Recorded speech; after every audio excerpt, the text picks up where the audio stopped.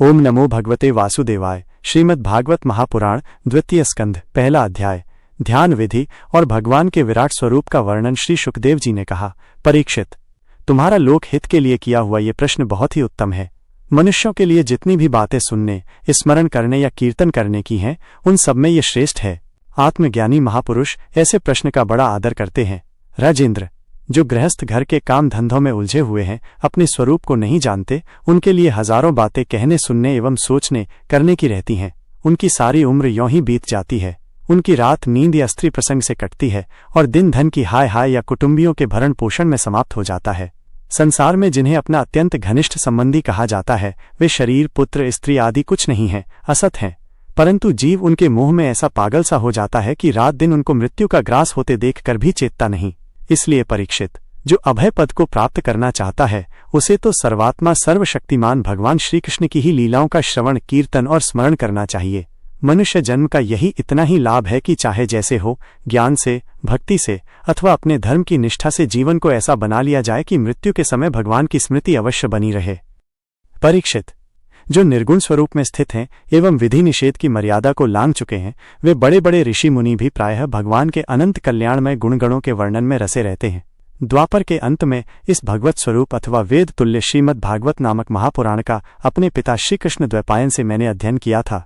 राजर्षि, मेरी निर्गुण स्वरूप परमात्मा में पूर्ण निष्ठा है, फिर भी भगवान श्री कृष्ण की मधुर लीलाओं ने बलात् मेरे हृदय को अपनी ओर आकर्षित कर लिया। यही कारण है कि मैंने इस पुराण का अध्ययन किया। तुम भगवान के परम भक्त हो, इसलिए तुम्हें मैं इसे सुनाऊंगा। जो इसके प्रति श्रद्धा रखते हैं, उनकी शुद्ध चित्त वृत्ति भगवान श्री कृष्ण के चरणों में अनन्य प्रेम के साथ बहुत शीघ्र लग जाती है। जो लोग लोक या परलोक की किसी भी वस्तु की इच्छा रखते हैं या इसके विपरीत संसार में दुख सुख का अनुभव करके जो उससे विरक्त हो गए हैं और निर्भय मोक्ष पद को प्राप्त करना चाहते हैं, उन साधकों के लिए तथा योग संपन्न सिद्ध ज्ञानियों के लिए भी समस्त शास्त्रों का यही निर्णय है कि वे भगवान के नामों का प्रेम से संकीर्तन करें। अपने कल्याण साधन की ओर से असावधान रहने वाले पुरुष की वर्षों लंबी आयु भी अनजान में ही व्यर्थ बीत जाती है। उससे क्या लाभ? सावधानी से ज्ञान पूर्वक बिताई हुई घड़ी 2 घड़ी भी श्रेष्ठ है, क्योंकि उसके द्वारा अपने कल्याण की चेष्टा तो की जा सकती है। राजर्षि खट्वांग अपनी आयु की समाप्ति का समय जानकर 2 घड़ी में ही सब कुछ त्याग कर भगवान के अभय पद को प्राप्त हो गए। परीक्षित, अभी तो तुम्हारे जीवन की अवधि 7 दिन की है। इस बीच में ही तुम अपने परम कल्याण के लिए जो कुछ करना चाहिए सब कर लो। मृत्यु का समय आने पर मनुष्य घबराए नहीं। उसे चाहिए कि वह वैराग्य के शस्त्र से शरीर और उससे संबंध रखने वालों के प्रति ममता को काट डाले।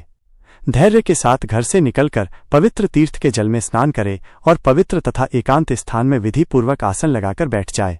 तत्पश्चात परम पवित्र अ उ मम इन 3 मात्राओं से युक्त प्रणव का मन ही मन जप करे। प्राणवायु को वश में करके मन का दमन करे और एक क्षण के लिए भी प्रणव को न भूले। बुद्धि की सहायता से मन के द्वारा इंद्रियों को उनके विषयों से हटा ले और कर्म की वासनाओं से चंचल हुए मन को विचार के द्वारा रोककर भगवान के मंगलमय रूप में लगाए। स्थिर चित्त से भगवान के श्री विग्रह में से किसी एक अंग का ध्यान करे। इस प्रकार एक एक अंग का ध्यान करते करते विषय वासना से रहित मन को पूर्ण रूप से भगवान में ऐसा तल्लीन कर दे कि फिर और किसी विषय का चिंतन ही न हो। वही भगवान विष्णु का परम पद है, जिसे प्राप्त करके मन भगवत प्रेम रूप आनंद से भर जाता है। यदि भगवान का ध्यान करते समय मन रजोगुण से विक्षिप्त या तमोगुण से मूढ़ हो जाए तो घबराए नहीं।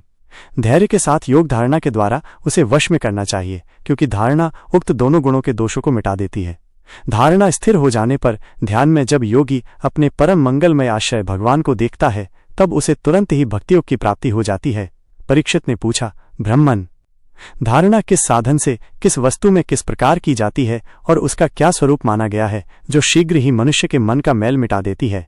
श्री सुखदेव जी ने कहा, परीक्षित, आसन, श्वास, आसक्ति और इंद्रियों पर विजय प्राप्त करके फिर बुद्धि के द्वारा मन को भगवान के स्थूल रूप में लगाना चाहिए। ये कार्य रूप संपूर्ण विश्व जो कुछ कभी था, है या होगा, सबका सब जिसमें दिख पड़ता है, वही भगवान का स्थूल से स्थूल और विराट शरीर है। जल, अग्नि, वायु, आकाश, अहंकार, महत्तत्व और प्रकृति, इन 7 आवरणों से घिरे हुए इस ब्रह्मांड शरीर में जो विराट पुरुष भगवान है, वे ही धारणा के आश्रय हैं। उन्हीं की धारणा की जाती है। तत्वज्ञ पुरुष उनका इस प्रकार वर्णन करते हैं। पाताल विराट पुरुष के तलवे हैं, उनकी एड़ियां और पंजे रसातल हैं। दोनों गुल्फ एड़ी के ऊपरी गांठें महातल हैं, उनके पैर के पिंडे तलातल हैं। विश्वमूर्ति भगवान के दोनों घुटने सुतल हैं, जांघें वितल और अतल हैं, पेड़ू भूतल हैं। और परीक्षित, उनके नाभि रूप सरोवर को ही आकाश कहते हैं। आदि पुरुष परमात्मा की छाती को स्वर्गलोक, गले को महरलोक, मुख को जनलोक और ललाट को तपोलोक कहते हैं। उन सहस्र सिर वाले भगवान का मस्तक समूह ही सत्यलोक है। इंद्रादि देवता उनकी भुजाएं हैं, दिशाएं कान और शब्द श्रवणेन्द्रिय हैं। दोनों अश्विनी कुमार उनकी नासिका के छिद्र हैं, गंध घ्राणेन्द्रिय है और धधकती हुई आग उनका मुख है। भगवान विष्णु के नेत्र अंतरिक्ष हैं, उनमें देखने की शक्ति सूर्य है। दोनों पलकें रात और दिन हैं, उनका भ्रुविलास ब्रह्मलोक है। तालु जल है और जिह्वा रस। वेदों को भगवान का ब्रह्मरंध्र कहते हैं और यम को दाढ़ें। सब प्रकार के स्नेह दांत हैं और उनकी जगन्मोहिनी माया को ही उनकी मुस्कान कहते हैं। ये अनंत सृष्टि उसी माया का कटाक्ष विक्षेप है। लज्जा ऊपर का होठ और लोभ नीचे का होठ है। धर्म स्तन और अधर्म पीठ है। प्रजापति उनके मूत्रेंद्रिय हैं, मित्रा वरुण अंडकोश हैं, समुद्र कोक है और बड़े बड़े पर्वत उनकी हड्डियां हैं। राजन, विश्व मूर्ति विराट पुरुष की नाड़ियां नदियां हैं। वृक्ष रोम है, परम प्रबल वायु श्वास है। काल उनकी चाल है और गुणों का चक्र चलाते रहना ही उनका कर्म है। परीक्षित, बादलों को उनके केश मानते हैं, संध्या उन अनंत का वस्त्र है। महात्माओं ने अव्यक्त मूल प्रकृति को ही उनका हृदय बतलाया है और सब विकारों का खजाना उनका मन चंद्रमा कहा गया है। महत्तत्व को सर्वात्मा भगवान का चित्त कहते हैं और रुद्र उनके अहंकार कहे गए हैं। घोड़े, खच्चर, ऊंट और हाथी उनके नख हैं। वन में रहने वाले सारे मृग और पशु उनके कटी प्रदेश में स्थित हैं। तरह तरह के पक्षी उनके अद्भुत रचना कौशल हैं। स्वयंभू मनु उनकी बुद्धि है और मनु की संतान मनुष्य उनके निवास स्थान हैं।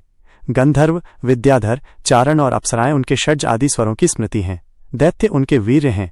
ब्राह्मण मुख, क्षत्रिय भुजाएं, वैश्य जंघाएं और शूद्र उन विराट पुरुष के चरण हैं। विविध देवताओं के नाम से जो बड़े बड़े द्रव्यमय यज्ञ किए जाते हैं वे उनके कर्म हैं। परीक्षित, विराट भगवान के स्थूल शरीर का यही स्वरूप है, सो मैंने तुम्हें सुना दिया। इसी में मुमुक्षु पुरुष बुद्धि के द्वारा मन को स्थिर करते हैं, क्योंकि इससे भिन्न और कोई वस्तु नहीं है। जैसे स्वप्न देखने वाला स्वप्नावस्था में अपने आप को ही विविध पदार्थों के रूप में देखता है, वैसे ही सबकी बुद्धि वृत्तियों के द्वारा सब कुछ अनुभव करने वाला सर्वांतर्यामी परमात्मा भी एक ही है। उन सत्य स्वरूप आनंद निधि भगवान का ही भजन करना चाहिए, अन्य किसी भी वस्तु में आसक्ति नहीं करनी चाहिए, क्योंकि ये